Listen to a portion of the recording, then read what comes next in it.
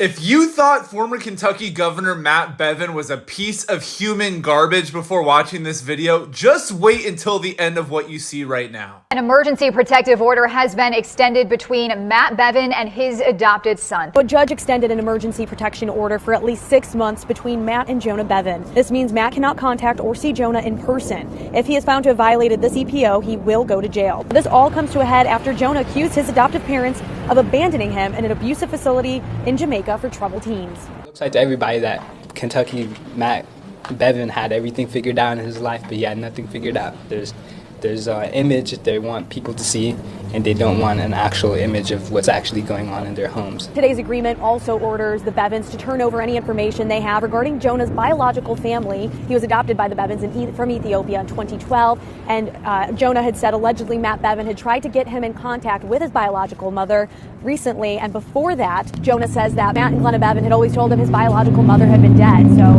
he doesn't know if he's going to be able to get that information or not. Imagine being Jonah Bevin, man. Imagine being adopted by Matt Bevin. You go from Ethiopia to Kentucky. Your adopters decide, I don't really want to deal with this kid anymore. I'm going to send him to some random place in Jamaica that, by the way, happens to be abusive, allegedly. Matt Bevin and his wife adopt Jonah because they love him and want to make a difference, but then they lied to this kid for like 18 years about the fact that his mother is actually alive, instead telling him she's dead. Presumably they do the same with the other kids they adopted, you would imagine. And of course, the cherry on top, Matt Bevin becomes the governor of Kentucky, thanks in large part to the image he's curated of himself with ads from Jonah and other adopted siblings talking about how Matt Bevin is awesome or whatever. Matt Bevin ran for governor of Kentucky on a platform of improving adoption. And it says a lot about adoption in the United States that the loudest proponents of adoption reform are not advocating for reforms that help improve the outcomes of adopted people. No, the people that are proposing these reforms, the people that send children to abusive Jamaican boarding schools or whatever, are actually advocating to make it easier for wealthy Americans to acquire other people's, mostly poor people's, children.